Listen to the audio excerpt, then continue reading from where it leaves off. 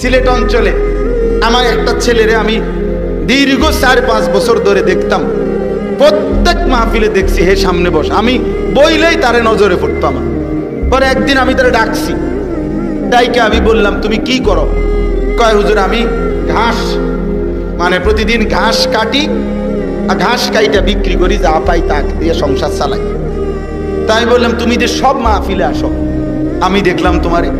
কয় হুজুরে যখনই আপনার কোনো পোস্টার দেখি, কয় আমি তখন এই ঘাস কাটা টাকা থেকে একটু একটু টাকা জমাই, কয়টা টাকা জমাইয়া গাড়ি ভাড়া মিলাইয়া রাখি, আপনার ওয়াজ শুনতে যাব। তাই বললাম যে মাশাআল্লাহ। তো আমি বললাম যে তো আর কিছু কইবানি? কয় হুজুর আমার জীবনের একটা স্বপ্ন আছে, বানিয়াচং হবিগঞ্জ তার বাড়ি। আমি বললাম কি স্বপ্ন কও? আমি 10 টাকা 50 টাকা করে জমাইতেছি, আল্লাহ যদি আমারে কোনোদিন তৌফিক দেয় আমি আমনেরে আমগা এলাকায় দাওয়াত দিয়ে নিয়ে ওয়াজ করাম। পরে আমি বললাম ওহন দাঁড়া, ওহন ডেট লো, এখন নাও ডেট, আজকে তোমারে ডেট দিলাম, হাদিয়া দিতে হবে না, আমি দিমু তোমার, এটা তোমার মাহফিলের সান্দা আমি দেব, ওয়াজের টেহা লাগতো না, তুমি যাও, তুমি আয়োজন করো, যেখানে কও তুমি, তোমার ঘরে হোক উড়ানে হোক, আমি ওখানে ওয়াজ করব। আমি বলছি আমি যাবো, ডেট দিলাম, যাও।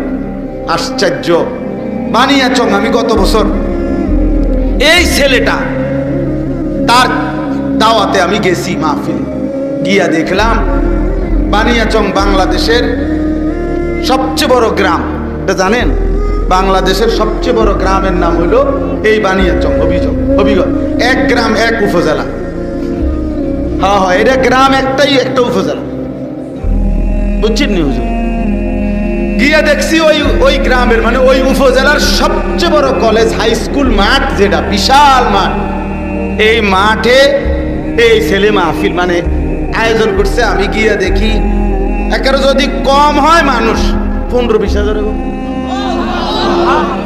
স্টেজে যদি একেবারে না হয় হুজুর 300-400 হুজুর হইব। হুজুর খেলাফত মজলিসের যিনি কেন্দ্রীয় আমির, এই যে দেওয়াল ঘড়ি মার্কার যে খেলাফত মজলিস, উনি বসা পাশে, ওনার বাড়ি তো বানিয়েছে বড় বড় হুজুর সব। তাই বললাম কি রে কারবারটা কি জানি না, কার মাহফিলে না?